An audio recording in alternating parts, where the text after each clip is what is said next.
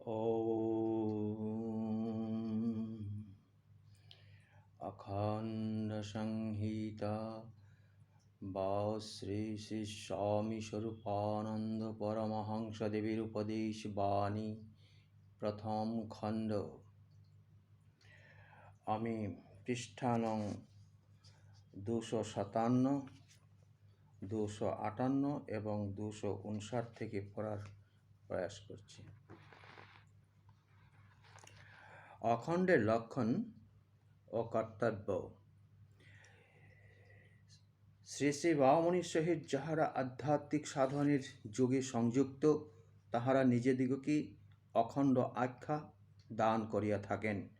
এই আখ্যা দিবার বিশেষ কারণ এই যে, ইহারা নির্দিষ্ট ধর্মগ্রন্থ, নির্দিষ্ট ধর্মমত, নির্দিষ্ট ধর্মশাস্ত্র, নির্দিষ্ট দেবতা বা নির্দিষ্ট অবতার মান্য করিয়া চলিতে বাধ্য হন না,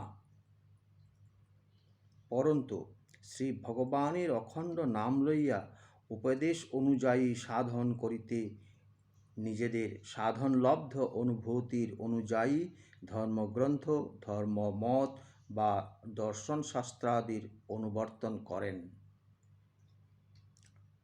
ধর্মমতাদি বিষয়ে এই অবারিত স্বাধীনতা থাকায় শ্রী শ্রী বাবামণির অনুগৃহীত গণের মধ্যে তথাকথিত কোনো সাম্প্রদায়িক বন্ধন নাই। এই জন্যই পরিচয়ার্থে শুধু অখণ্ড শব্দ ব্যবহৃত হয়। এই সম্পর্কে একজন একখানা পত্র লিখিয়াছিলেন। তদুত্তরে শ্রী শ্রী বাবামণি লিখিলেন, অখণ্ড কাহাকে কহে? অখণ্ড নাম পাইলেই কাহাকেও অখণ্ড সংজ্ঞা দান করা যায় না।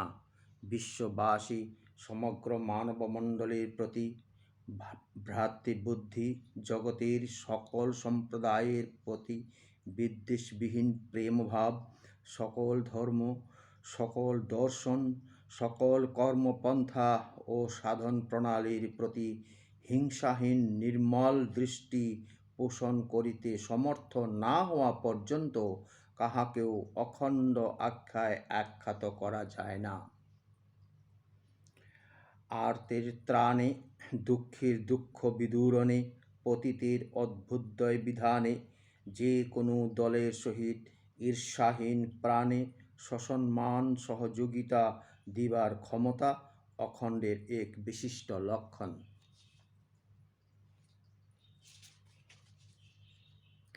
অখণ্ড মণ্ডলীর সাফল্য। তোমাদের মধ্যে অনেকে আছো যাহারা আমার স্বপ্নময় ভবিষ্যৎ ভারতের শ্রেষ্ঠ বর্গের অন্যতম হইলেও হইতে পারো। যে নবজাতি সৃষ্টির জন্য ভারতবর্ষের ভবিষ্যৎ গৌরব অপেক্ষা করিতেছে, তাহারই নির্মাতাদের মধ্যে অনেকেই তোমাদের ওই শীর্ণ কঙ্কাল দেহের মধ্যে, তোমাদের ওই জীর্ণ চিরাবৃত দারিদ্র্যের মধ্যে লুকাইয়া আছে।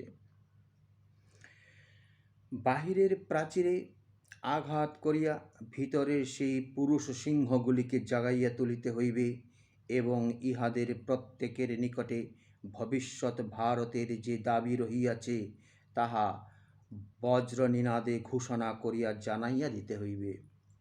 যদি ইহা পারো, তবেই জানিব যে মাঝে মাঝে তোমাদের যে সম্মেলন হইতেছে, তাহা সফলতা অর্জন করিয়াছে। অখণ্ড মণ্ডলীর প্রাণ। তোমাদিগকে জানিতে হইবে যে ব্যষ্টি অখণ্ডের লক্ষ্য বা আদর্শ যাহাই হোক, অখণ্ড সম্মিলনের প্রাণ অতীত ভারত নহে, বর্তমান ভারতও নহে। ইহার প্রাণ হইল ভবিষ্যৎ ভারত।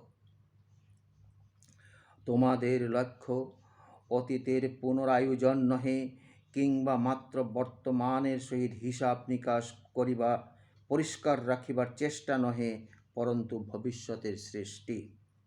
তোমাদের প্রত্যেকটি বাক্য ও তোমাদের প্রত্যেকটি চিন্তা, তোমাদের প্রত্যেকটি কর্মকে যেন ভবিষ্যৎ যুগের উদ্বোধনের পথে পরিচালিত করে, ইহাই হইবে অখণ্ড সম্মিলনের একমাত্র কাম্য, একমাত্র আরাধ্য। অতীতকে তোমরা অস্বীকার করিবে না, বর্তমানকে তোমরা উপেক্ষা করিবে না, কিন্তু ভবিষ্যতেই হইবে তোমাদের সকলের চেয়ে আপন প্রাণাধিক প্রিয়। অতীতকে তোমরা তোমাদের শ্রদ্ধা দিও, বর্তমানকে তোমরা তোমাদের সুবিচার দিও, কিন্তু ভবিষ্যৎকে দিতে হইবে তোমাদের সর্বস্ব। অতীতকে তোমরা তোমাদের মস্তিষ্ক দিও, বর্তমানকে তোমরা তোমাদের সক্ষম বাহুযুগল দান করিও, কিন্তু ভবিষ্যৎকে দিতে হইবে তোমাদের অনন্ত জীবন। পরিচয়ের সূত্র।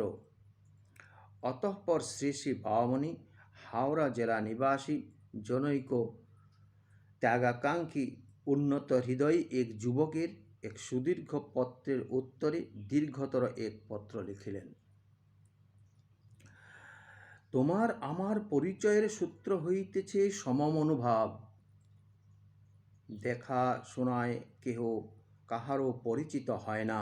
জীবনের প্রতি পাদবিক্ষেপে কত লোকের সঙ্গে আমরা মিশি, কতজনের সঙ্গে একই কর্মে আত্মনিয়োগ আমরা করি, কিন্তু ভাবের সাম্যের অভাবে কেহ কাহাকেও হৃদয়ের স্পর্শ পায় না। প্রেরণার খোঁজ রাখি না, সুতরাং পরিচয় পাই না। কিন্তু যখন কাহারও প্রকৃত পরিচয় পাইতে আরম্ভ করি, তখন দেখি আমার হৃদয়ের সিংহাসনে তিনি অধিকার করিয়া বসিয়া আছেন, এবং আমরা যখন কাহারও নিকট পরিচিত হইতে আরম্ভ করি, তখন আমাদের জন্য তাহাদের হৃদয়ের সিংহদ্বার উন্মুক্ত হইয়া যায়। এই জন্যই যখন পরিচিত জন হয় আমাদের একান্তই আপনার জন, একান্তই প্রাণের জন।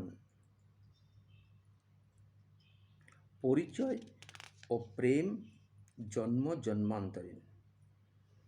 এই পরিচয়ে আমরা বিশ্ব মানবের সাথে জন্মে জন্মে করিয়া আসিয়াছি। জন্মে জন্মে আমরা হৃদয় দান করিয়াছি এবং হৃদয় পাইয়াছি। জন্মে জন্মেই আমরা প্রেমিকের পদতলে আত্মসমর্পণ করিয়াছি এবং নিজেরা প্রেমিক হইয়াছি। তোমাদের প্রতি আমি যাহা এবং আমার প্রতি তুমি যাহা, তাহা উহারই পুনরাবৃত্তি মাত্র।